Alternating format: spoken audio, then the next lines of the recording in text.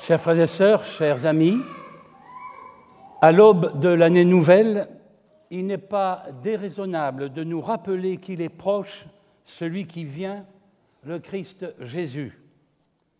Bénis sont ceux qui sont en capacité de le deviner à l'œuvre, malgré les soubresauts de l'histoire humaine que les hommes imposent à Dieu. Une histoire, nous le croyons, qui va à son terme. Et plus le monde semble nier Dieu, s'en désintéresser, ou pire, s'en moquer, plus ses disciples, par l'Esprit Saint qui se joint à leur esprit, entendent sa promesse, Maranatha, le Seigneur est proche. Alors ceux-là font l'expérience de la joie, ce don de Dieu qui réjouit, cette vocation qui engage, malgré les difficultés, les peines, les souffrances et toutes autres choses, même les meilleures, qui pourraient nous dérober à lui si nous n'y prenions garde. Ceux-là, dis-je, font l'expérience de cette joie qui installe dans le désir de Dieu ce qui va infiniment plus loin, plus haut que le seul besoin de Dieu. Ceux-là seuls sont en mesure de préparer le chemin du Seigneur. Leur joie qu'ils expriment dans son service, elle ne s'affranchit pas pour autant du combat à mener et leur laisse entrevoir un avenir resplendissant, lumineux, un avenir qui verra le Christ juste juge prendre possession de son royaume et des siens dans un renouvellement, une recréation de toutes choses, et nous en serons, je veux le croire.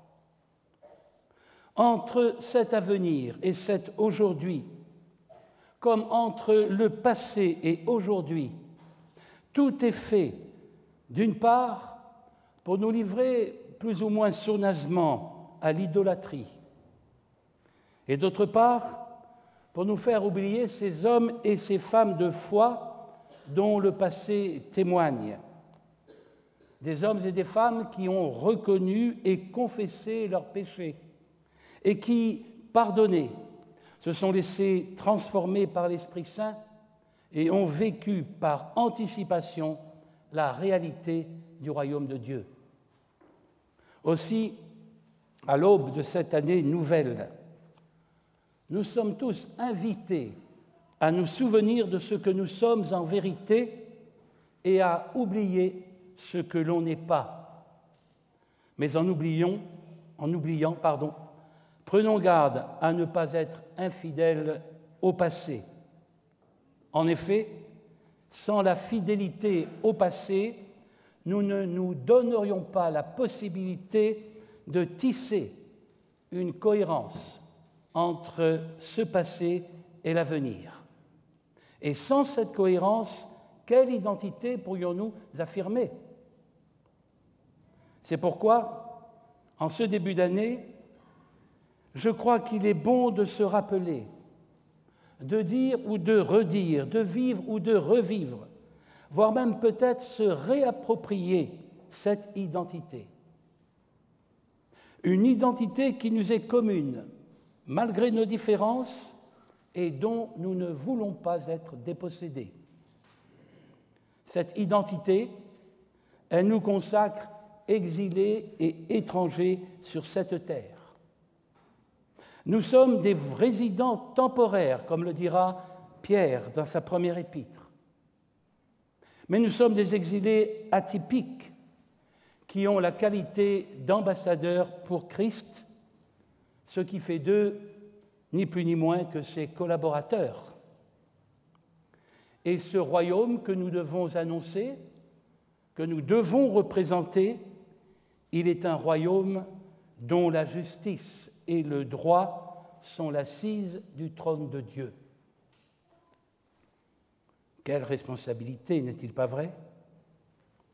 Frères et sœurs, n'hésitons pas, chacun pour soi, à nous interroger sur la qualité de notre ambassade, c'est-à-dire sur la qualité de la façon dont nous annonçons ce Dieu dont l'existence n'est qu'amour. Dans le souvenir de ce que nous sommes véritablement ou devrions être, nous pourrions être certainement bien davantage les acteurs de cette histoire du monde que Dieu conduit. Et ne nous y trompons pas. Cette histoire, Dieu la conduit et la conduira avec ou sans nous. Il la conduit même si les apparences peuvent sembler contraires, même si elles nous égarent, et quand bien même les chemins tortueux que nous empruntons et prétendons imposer à Dieu débouchent sur des impasses. Et en réalité, ce peut être une chance, car c'est alors, en ces moments difficiles, moments de conflits intérieurs aussi, que peuvent monter au ciel nos prières les plus ardentes. Et peut-être serions-nous alors tentés de dire, comme le psalmiste, « Rappelle-toi, Seigneur, ta tendresse, oublie tes révoltes, oublie le péché de ma jeunesse, dans ton amour, ne m'oublie pas. » C'est cet amour de Dieu dont nous voulons témoigner. Et Dieu, voyez-vous, par grâce imméritée, il agrée la prière de ses enfants, de ceux dont il veut qu'ils soient ses ambassadeurs vertueux. De fait, nos promesses non tenues, nos engagements oubliés, peut-être trahis, la liberté à laquelle nous sommes appelés et que nous avions à construire, trop souvent dévoyée par un manque de discipline intérieure, notre indifférence coupable, notre scepticisme, nos prétentions ineptes, nos renoncements non décidés à la lumière du Christ, Dieu ne les inscrit pas à notre débit. Il oublie, oui, il oublie et pardonne, en sorte que se trouvent ravivées les couleurs d'un horizon que nous avions laissé s'affadir. Frères et sœurs, nous vivons de et par la grâce de Dieu. Le poids du péché, le poids de notre péché, aussi lourd serait-il, ne peut l'emporter sur l'amour de Dieu. N'entendons-nous pas cette proclamation du Seigneur ? « Terre, n'aie pas peur, sois dans l'allégresse et réjouis-toi, car l'Éternel fait de grandes choses. » Oui, terre, souviens-toi. Peuple, souviens-toi. Nous tous, souvenons-nous de notre espérance. Elle en est le terreau, le souvenir. Et notre espérance, c'est cette aspiration d'avoir part à la gloire de Dieu, comme l'écrit Paul aux Romains. Or, l'espérance est un don de Dieu, comme le sont les autres vertus, foi et charité. Les vertus citées dans l'hymne à l'amour, vous le savez, et elles sont des vertus dans la mesure où, ensemencées et nourries par le souvenir de la bonté de Dieu, dont il ne faut pas craindre de dire qu'elle est amoureuse, c'est une espérance qui demeurera dans l'avenir ce qu'elle a été dans le passé, et le passé précisément en est le garant. Mémoire et souvenir nous tournent donc des événements passés vers l'avenir, toujours. Et c'est précisément pourquoi il nous faut bien comprendre que toute mémoire qui ne nous orienterait pas vers l'avenir, sans nous rappeler ce que nous devons au présent, manquerait ou ne permettrait pas l'ouverture à une vie meilleure. Cette mémoire ne serait qu'une simple célébration ou une commémoration d'événements passés plus ou moins bien digérés, comme on en connaît tant. Une évocation superficielle que l'on voudra bien souvent éviter de confronter aux autres mémoires pour tenter de masquer des réalités affligeantes. Ainsi manipule-t-on les souvenirs pour rendre les individus auxquels on refuse toute possibilité d'analyse critique captifs d'un passé le plus souvent difficile, le plus souvent douloureux, et dont il faudrait qu'ils se vengent pour ne plus en être obsédés, ainsi que l'a écrit un théologien. Et c'est alors que l'homme, nourri et se nourrissant lui-même de ses difficultés, de ses ratés, de ses rancunes, mais aussi de ses jalousies, de ses névroses, et peut-être même de ses haines, haine de soi et haine de l'autre, toute chose qu'il ne sait, ne peut ou ne veut dominer, est empêché ou s'interdit lui-même de larguer les amarres pour connaître de nouvelles expériences et vivre de nouvelles aventures. Et je le dis en tant que croyant, l'homme s'interdit ainsi de vivre et d'être ce pourquoi il est appelé, c'est-à-dire un homme ou une femme qui, dans la lecture ou la mémoire des événements qu'ils ont traversés et traversent encore, discernent malgré tout et contre tout, voire contre tous, les sources d'espérance qui, aussi ténues, insignifiantes soient-elles, pourraient rendre leur vie allégée de leur propre poids, frémissante d'attentes nouvelles et certaine de leur réalisation. Une mémoire tournée vers l'avenir à son service. Cette formule du rabbin Rabbi Noam de Braslav du XVIIIe siècle en rend compte avec beaucoup de justesse. Souviens-toi de ton futur.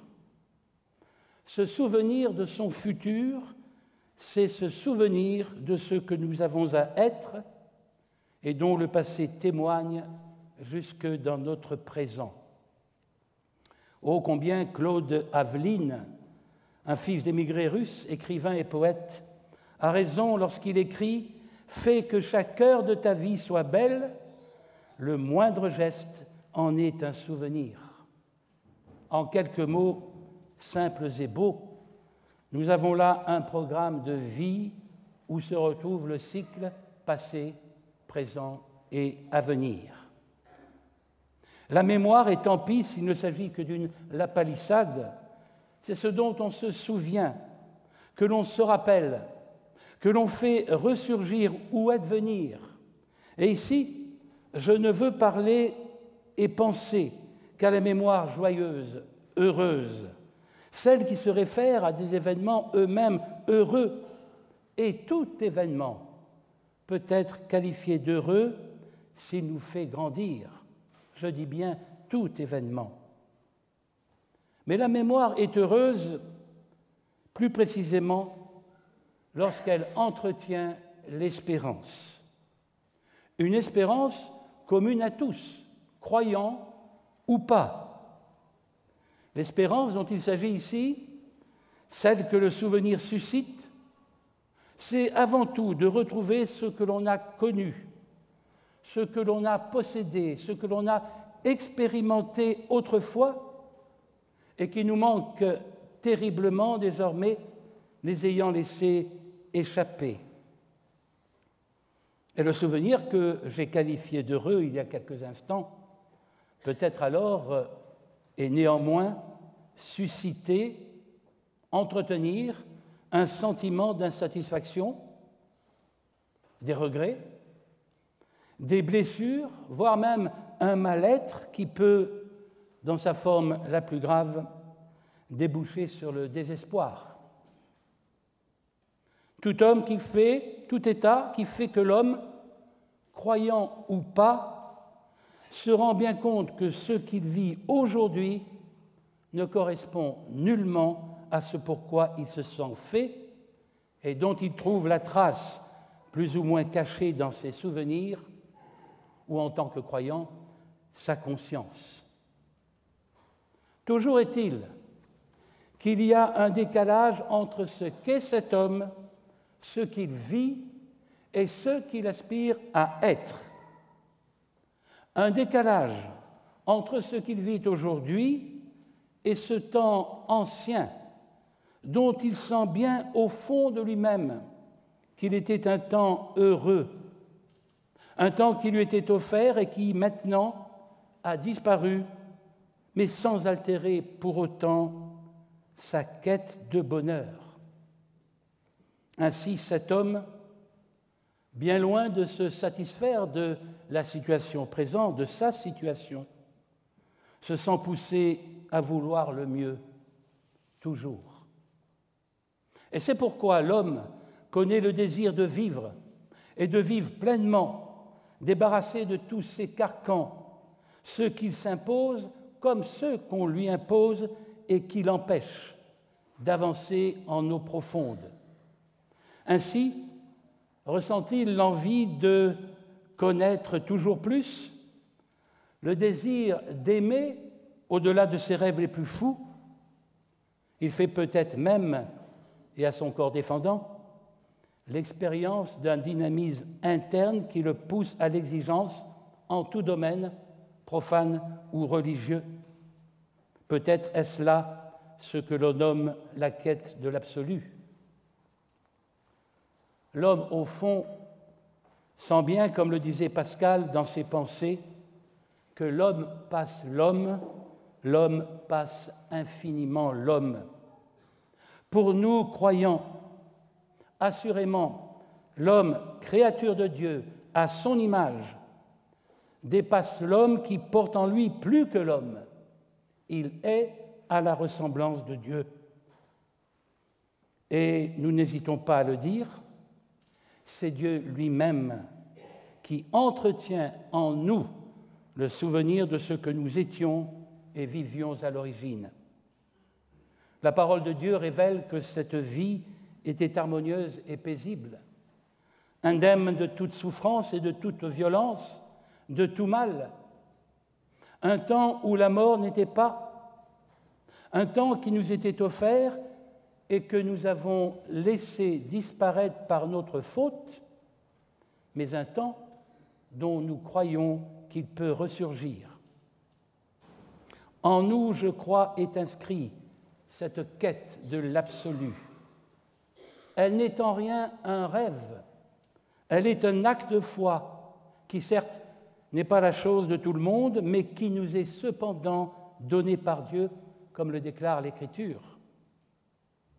Ce sont donc nos souvenirs, cette histoire dont nous voulons faire mémoire, qui fait ce que nous sommes.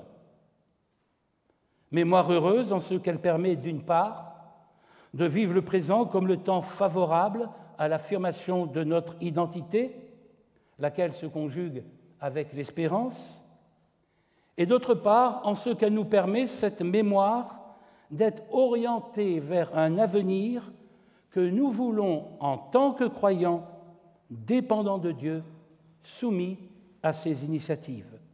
Et il n'est d'autre possibilité qui nous soit donnée si nous voulons un jour accueillir son royaume, celui dont nous sommes précisément les ambassadeurs. Pour nous, croyants, ce souvenir, c'est laisser agir en nous l'Esprit Saint, en sorte que par lui, fidèles au passé, nous soyons mieux à même de comprendre le présent et préparer l'avenir. La mémoire est l'un des thèmes essentiels de la Bible. Souvenez-vous, les disciples sur le chemin d'Emmaüs, ils sont deux, la tête pleine des événements tragiques qui viennent de se dérouler à Jérusalem, la mort ignominieuse du Christ. Enfermés et prisonniers d'un tout récent passé, ils sont incapables d'analyser les faits ou ne s'en souviennent qu'à l'aune de ce qu'ils imaginaient, eux, du Christ. Ils sont incapables d'entrevoir un avenir. Sur leur chemin, tournant le dos à Jérusalem, ils sont maintenant incapables de reconnaître celui qui s'est joint à eux et chemine en leur compagnie. Au fond, ce Jésus qu'ils ont approché de si près, ils ne le connaissent pas. et il se trompait lourdement sur ce qui était véritablement son enseignement. Par parenthèse, croyez-vous que nous ne ressemblons pas à ses disciples? Nos propres marches, nos propres chemins, à quoi nous font-ils tourner le dos? Vers quels cieux nous entraînent-ils? Alors nous dit Matthieu, commençant par Moïse et par tous les prophètes, Jésus leur fit l'interprétation de ce qui le concernait dans toutes les Écritures. Ainsi, Jésus-Christ leur donne de se remémorer les Écritures, de se souvenir de leur histoire, celle de leur peuple, et surtout de ce que cette histoire portait et annonçait Jésus. Une histoire qui était le miroir des événements de salut accomplis à travers la propre passion et résurrection du Christ, celui-là même qui cheminait avec les 2 disciples. Ô cœur sans intelligence, lents à croire à tous ceux qu'ont annoncé les prophètes, ne fallait-il pas que le Christ endurât ses souffrances pour entrer dans sa gloire? Si Moïse et les siens se sont nourris de la manne tombée du ciel, comprenons, on l'espère, qu'ils n'avaient et ne pouvaient que compter sur Dieu seul. C'est Jésus qui, désormais, vrai pain de vie, est donné par Dieu aux hommes. C'est Dieu, en effet, qui les en nourrira, qui les en abreuvera à la source d'eau vive, jaillissant du corps de son Fils maintenant ressuscité. Mais tout cela ne pouvait être entendu et compris par les 2 disciples qu'après qu'ils aient fait ce long et patient travail de mémoire. Et nous-mêmes, de quel pain nous nourrissons-nous?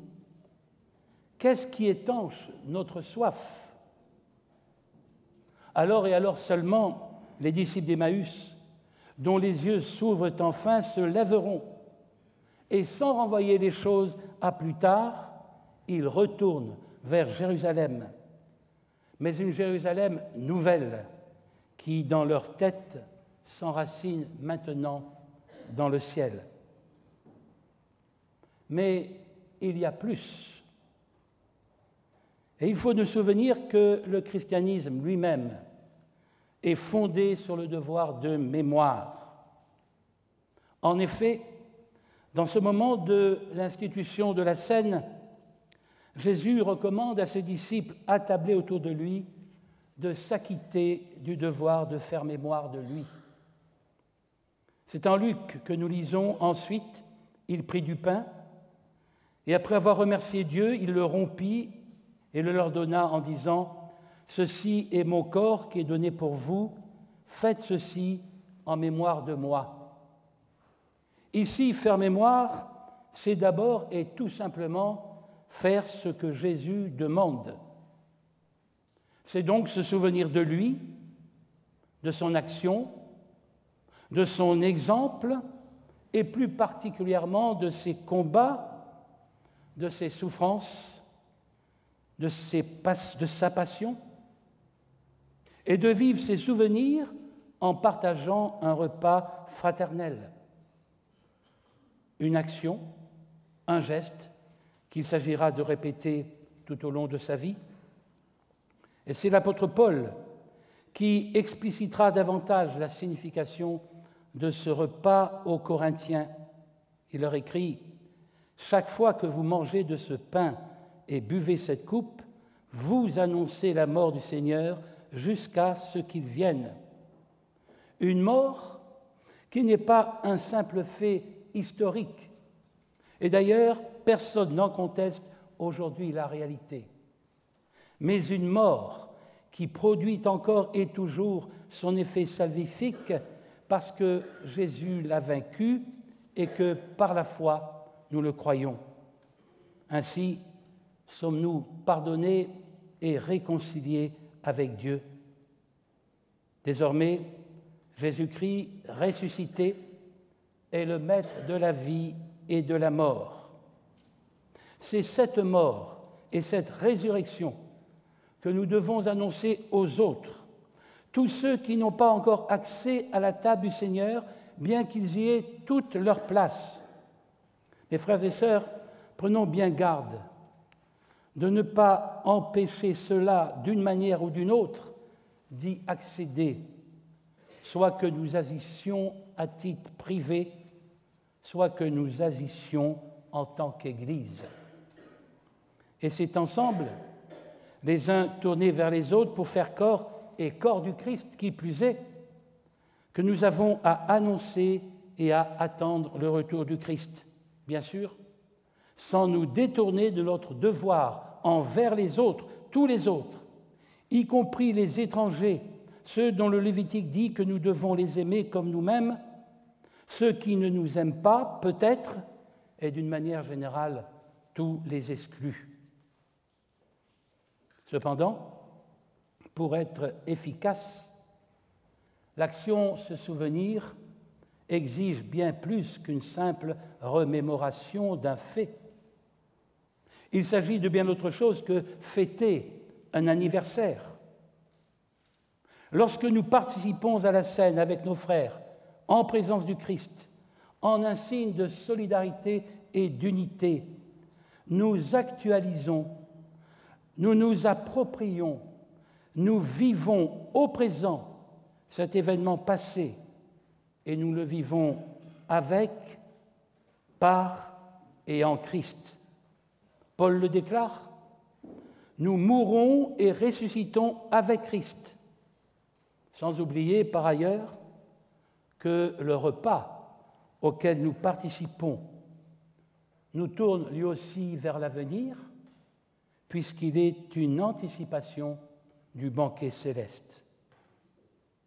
Je ne surprendrai personne, je pense, en disant que ce thème du souvenir, de la mémoire, a également toute sa place dans le Premier Testament, tant les événements qu'il décrit, les histoires qu'il raconte décident en réalité de l'avenir et un avenir à construire dans son présent. Comment ne pas penser d'abord à l'événement de la création, où Dieu révèle son amour, un amour qu'il ouvre à d'autres pour qu'eux aussi goûtent la joie, le bonheur. Ce goût, il est inscrit en nous, dans nos gènes. Un amour dont l'histoire biblique nous dit qu'il protège l'homme de ses fautes. Je pense aussi aux alliances successives de Dieu avec l'homme, où Dieu répète inlassablement ses gestes de bienveillance, de sollicitude, parce qu'il se souvient de ses créatures et ne les abandonne pas. C'est la mémoire de toutes ces interventions de Dieu dans l'histoire sainte, mais aussi, je l'espère, dans la vie personnelle de chacun qui sait et veut regarder son passé, que Dieu donne à l'homme la force d'espérer un monde nouveau, débarrassé du mal et de la mort. La mémoire, on l'a vu, n'a de sens ou d'intérêt que dans la mesure où elle permet, à partir des éléments du passé, la transformation du présent pour préparer l'avenir et conforter le futur en ce qu'il puisse nous donner, nous amener les chances d'un avenir meilleur, tout en évitant, on peut l'espérer, de recommencer les erreurs du passé. On peut légitimement et dès lors considérer que l'oubli est le parfait ennemi de la mémoire, en ce que précisément il empêche son efficience en écartant les possibilités d'un grandir puisqu'il nous coupe de nos racines. Et Paul Ricoeur, un philosophe protestant de renom, parle de l'oubli par l'effacement des traces. En milieu croyant, oublier, c'est faire notamment taire les promesses, celles de Dieu, bien sûr, dont toutes convergent, se réalisent et se résument en la venue de Jésus il y a 2000 ans et en son prochain retour. L'auteur de l'Épître aux Hébreux présente la venue du Christ comme l'introduction dans le monde, dans nos vies, d'une réalité meilleure. Ainsi, on admettra sans difficulté que l'oubli sape l'espérance, qu'il la rend inutile. C'est là son danger principal, car en réalité, l'homme ne peut vivre sans espérance. Une espérance que Dieu lui-même inscrit dans nos vies et dans nos projets. Et cette espérance, c'est le Christ. Celui-là même qui est venu et qui bientôt reviendra pour nous prendre avec lui.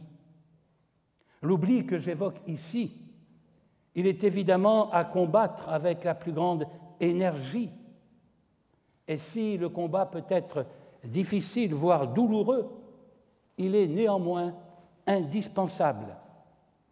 Et j'affectionne tout particulièrement le psaume 137 que nous avons lu tout à l'heure et qui en rend parfaitement compte. Nous n'avons pas le temps de le relire, mais je vous invite à le faire.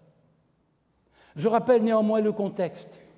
Jérusalem a été pillée, le temple détruit, et voilà venu le temps de l'exil à Babylone. Où était Dieu? Avait-il abandonné son peuple? Les dieux étrangers étaient-ils plus grands que ceux du peuple choisi, que celui du peuple choisi? En était-ce fini de Juda? Bien sûr, toutes ces questions et bien d'autres encore étaient dans la tête des exilés, dont certains, et c'est tant mieux, ont su malgré tout trouver leur place, même en exil, et ont su et pu conforter, encourager et même défendre leur peuple. Et je pense notamment à Daniel, Néhémie ou même Esther. Ce souvenir pour ces exilés dont on a lu l'histoire, je le rappelle, c'est bien sûr se référer au passé, à tout ce qu'ils possédaient, à ce qui était leur vie et qu'ils ont désormais perdu. Mais aussi, ce souvenir, c'était se rappeler la gloire de Jérusalem et de son temple et de tout ce à quoi il renvoyait, culte et liturgie. Un souvenir qui ajoutait certainement à leurs difficultés présentes et rendait leur avenir encore plus sombre et incertain. Mais plus fondamentalement, pour ces exilés, ce souvenir, c'était pouvoir se situer dans l'histoire, et quelle histoire, avec cette saine et peut-être même sainte volonté d'en être au fond les acteurs plutôt que de la subir, en sorte que leur futur, même si l'horizon en était sombre, soit à la hauteur de leur vocation de peuple de Dieu. Et parce qu'ils se souviennent du passé, de Jérusalem, cité élue de Dieu, ville sainte, de son histoire, de sa gloire, de sa vocation, il n'est plus temps pour eux de se lamenter sur Jérusalem, sur son sort et sur leur propre sort. Il n'est plus temps de pleurer. Alors, si je t'oublie, Jérusalem, que ma main droite m'oublie et que ma langue reste collée à mon palais. Non, ils ne peuvent pas oublier, ils ne le doivent pas. Et désormais, il est temps pour eux, poussés par leurs souvenirs et l'esprit, avec une espérance retrouvée, dynamisée, de se lever, de reprendre leur harpe et d'aller, quoi qu'il en coûte, vers ce festin de joie dont Ésaïe avait prophétisé qu'il sera en ce lieu Jérusalem, ville de justice et cité fidèle, offert à l'humanité tout entière, une humanité réconciliée dont Jérusalem restera la figure à jamais. hors tout contexte religieux, et sans aborder par ailleurs ce que l'oubli pourrait devoir à la maladie, à l'amnésie. Il paraîtra à tous évident que l'oubli soit associé à la mémoire, pour le pire, dira-t-on. Et pourtant, l'oubli n'est pas toujours ou totalement l'ennemi de la mémoire. On va le voir. Ce couple, mémoire-oubli, est à l'évidence antagoniste et néanmoins inséparable. Mémoire et oubli sont les deux pôles de notre structure mentale, laquelle est pleinement efficace que si la mémoire et l'oubli participent à la même dynamique de vie. En tant que croyant, je dirais à la même et surnaturelle dynamique de vie. Et je garde aussi en mémoire ce qu'a écrit Honoré de Balzac. Oublier est le grand secret des existences fortes et créatrices. Quelles seraient donc les vertus de l'oubli? Apparemment, l'oubli ne devrait pas faire bon ménage avec la mémoire, puisque l'oubli l'empêche, l'oubli la manipule. Mais on reconnaîtra néanmoins que l'oubli peut aussi permettre la restauration de l'individu. Ce dernier, souvent complice, il est vrai, de sa propre inertie, se voit poussé par l'oubli à mieux avancer en eau profonde. De fait, cette inertie ne peut être vaincue que si nous passons outre nos blocages et nos peurs. Il se justifie donc pleinement que l'on veuille oublier ce qui par trop nous fait mal, nous retient captifs du passé, borne notre horizon et nous empêche de progresser, de sortir de notre situation d'échec. L'oubli peut donc être véritablement salut lorsqu'il nous place hors d'eux. Écoutez ce que nous dit le prophète Ézéchiel, lui aussi exilé, dont le ministère s'est exercé au cœur même du royaume de Nabuchodonosor, au VIe siècle avant Jésus-Christ. Au chapitre 12 de son livre, nous pouvons lire ceci. « La parole du Seigneur me parvient. Quant à toi, fils d'homme, prépare ton bagage pour l'exil et pars en exil, en plein jour, sous leurs yeux. » Et un peu plus loin, au verset 6, « Ton bagage sous leurs yeux, tu le chargeras sur l'épaule, tu le sortiras dans l'obscurité, tu ne regarderas pas dans le pays. » Au-delà de l'annonce de la destruction de Jérusalem en 583 avant Jésus-Christ et du proche exil de ses habitants à Babylone, que le départ d'Ézéchiel devait symboliser, nous avons là, de la part du Seigneur, une feuille de route, un ordre que je qualifierais de vie.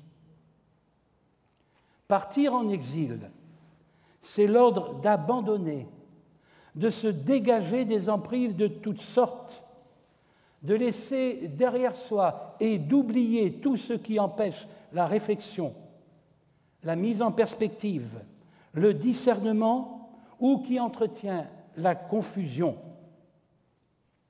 Tout cela, au fond, qui place comme un voile ou une chape sur la conscience pour qu'on ne puisse l'entendre, et ce peut être évidemment la nôtre. Partir en exil, c'est aussi s'ouvrir à la grâce de l'oubli. Je dis bien la grâce, surtout lorsque l'oubli se fait oubli de soi. S'oublier, faire taire ce moi égoïste et stupide, cette obsession de soi-même avec corrélativement refus de l'autre. Voilà tout ce qu'il faut oublier, ce dont on doit se débarrasser, que l'on ne doit surtout pas emporter avec soi, mettre dans son bagage, si on veut aller vers le but que l'on s'est fixé, mieux, vers le but que Dieu nous a fixé. Partir en exil, celui qui satisfait à l'injonction du Seigneur sait qu'il peut compter sur ses promesses et en vivre en donnant à autrui le meilleur de lui-même. Partir en exil, en langage croyant, c'est s'ouvrir au souffle de l'Esprit, au souffle d'une mémoire nouvelle, celle de la vie en Dieu dont les Écritures rendent compte, et précisément pour que Dieu ne soit pas oublié, et tout particulièrement dans ce monde de méfiance et de violence qui est le nôtre. Et c'est parce que Dieu connaît nos troubles de mémoire, comme a pu l'écrire un théologien, que Jésus dira à ses disciples avant de les quitter, et il le dit à nous, « Je vous ai parlé de cela pendant que je demeure auprès de vous. Mais le Consolateur, le Saint-Esprit que le Père enverra en mon nom, c'est lui qui vous enseignera toutes choses et vous rappellera ce que moi je vous ai dit. » Ainsi, aujourd'hui, c'est l'Esprit Saint qui nous tient lieu de mémoire.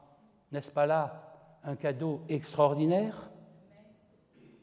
Partir en exil, en langage chrétien, n'est pleinement possible, n'est pleinement donné qu'à ceux qui s'ouvrent à la grâce de Dieu, à la grâce de vivre et de grandir pour ce Dieu dont nous savons qu'il est lent à la colère et riche en miséricorde et en fidélité. Une grâce qui se manifeste le plus excellemment dans le don qui contient tous les autres, celui de son Fils bien-aimé.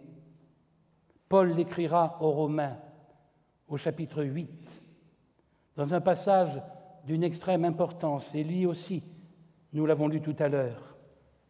Un texte qui, pour moi, est l'un des plus beaux des Nouveaux Testaments. Et vraiment, je vous invite à le relire chez vous dans la contemplation de l'agneau immolé. Combien nous aimerions, n'est-il pas vrai, posséder cette assurance dont l'apôtre Paul nous a montré qu'elle est vie. Cependant, Dieu nous accepte tels que nous sommes. Il nous accepte même avec cette audace qui est la nôtre, quand nous joignons nos voix à celles et ceux qui, depuis les temps les plus anciens, pensent devoir tenir en éveil la mémoire du Seigneur pour qu'il n'oublie pas ses créatures.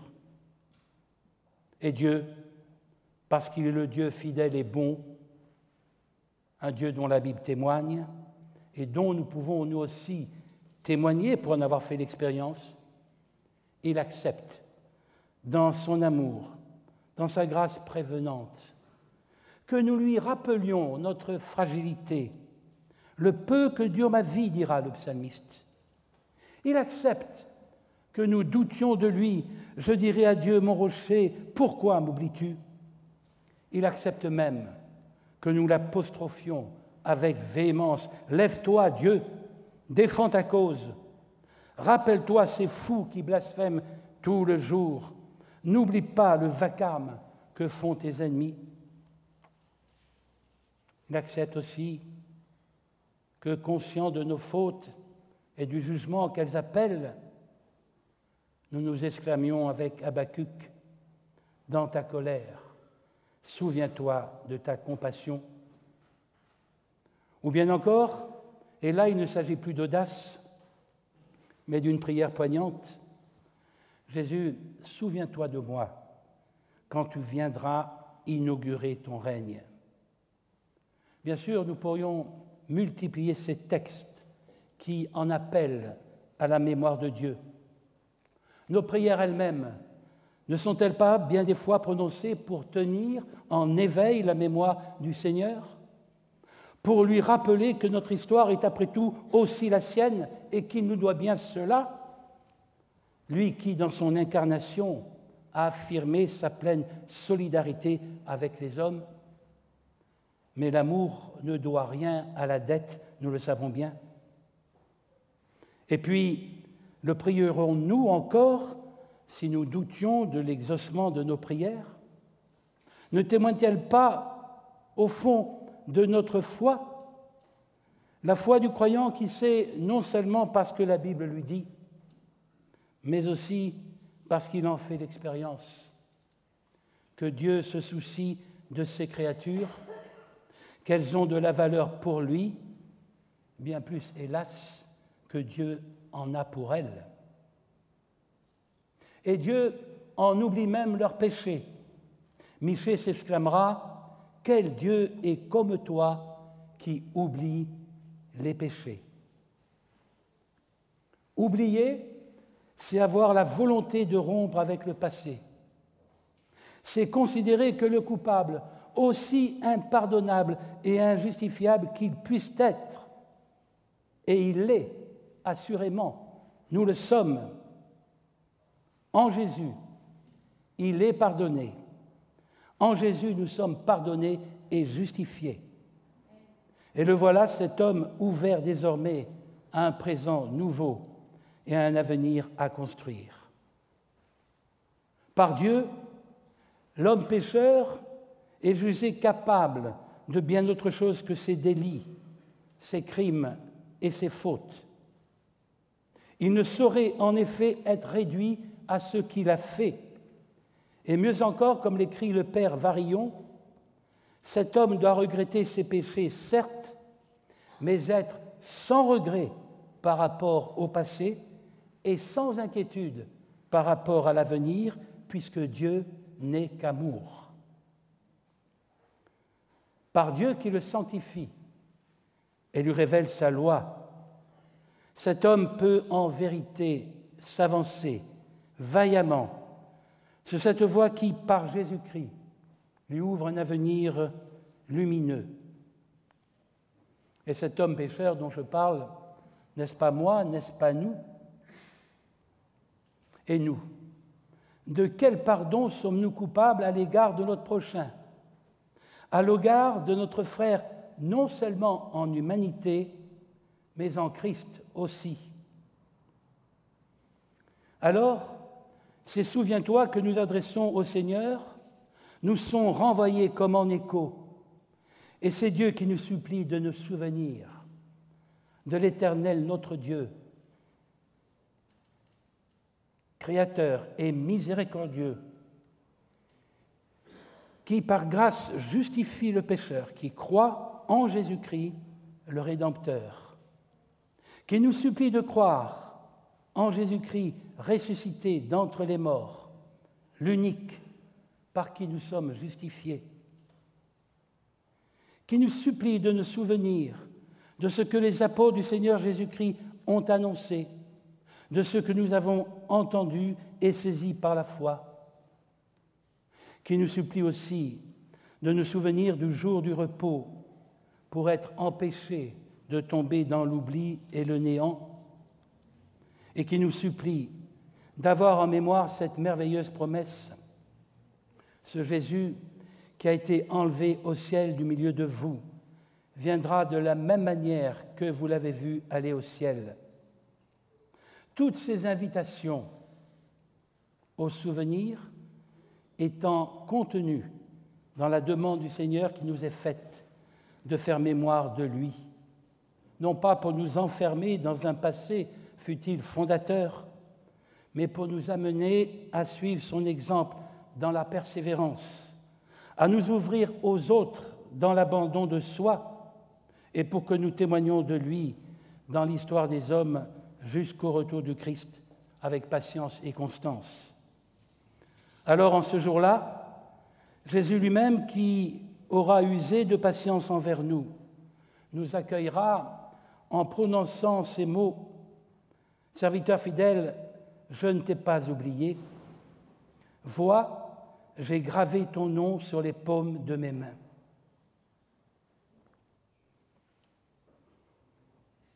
Entre dans la joie de ton Père. que nous soyons dans la mémoire de Dieu, que notre nom soit gravé sur ses mains, c'est le vœu que je forme pour chacun d'entre nous. Et je vous invite maintenant à vous lever pour que nous puissions prier, et nous le ferons avec un texte de Marion Muller-Collard, une théologienne protestante. Levons-nous.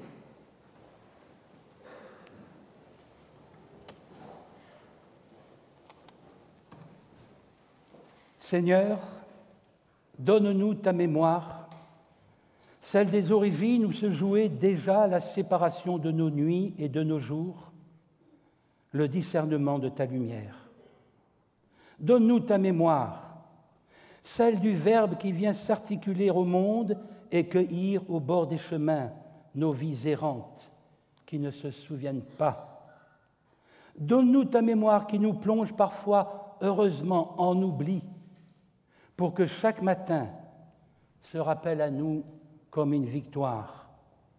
Oui, donne-nous, Seigneur, cette mémoire du neuf, de la recréation, qu'avec Sarah, nos vieux corps deviennent porteurs de nouveautés, qu'avec Siméon, nos regards ternes retrouvent l'éclat de ceux qui connaissent leur trésor, qu'avec les disciples d'Emmaüs, nos deuils fassent peau neuve d'attente et d'espérance. Donne-nous cette mémoire d'éternité qui ne nous rappelle pas seulement que tu fus, qui tu fus, mais qui tu es et seras encore, cohabitant du monde et du royaume. Amen.